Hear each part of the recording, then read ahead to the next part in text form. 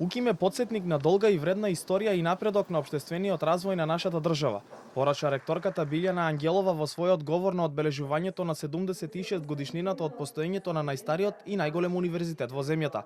Таа истакна дека од само неколку факултети во 1949 година, денес УКИМ брои 23 факултети, 5 научни институти и над 200.000 дипломирани студенти, магистри и доктори на наука.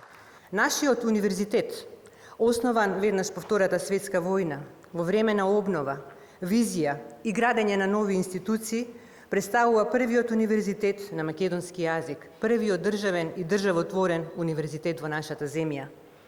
Со тоа, не само што започна ерата на високото образование кај нас, туку се постави темелот на современата научна и интелектуална мисла. Министерката за образование и наука Весна Јаневска повтори дека целта на владата е универзитетот да се подобрува. Таа потсети дека буџетот за образование е речиси двојно поголем, но посочи и дека веќе се работи на нов закон за научно-истражувачка дејност.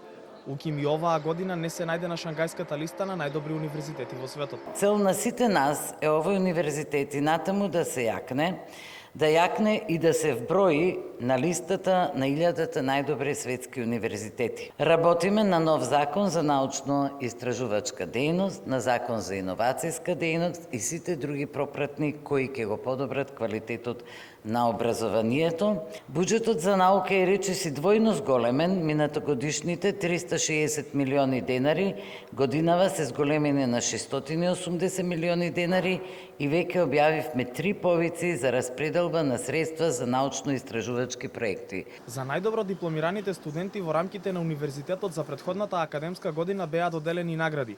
Од страна на председателот на Универзитетското студентско собрание, Александар Николовски, беше упатена порака до Министерката и Ректорската управа да не се дозволи студентите да станат дел од статистиката на млади кои заминуваат.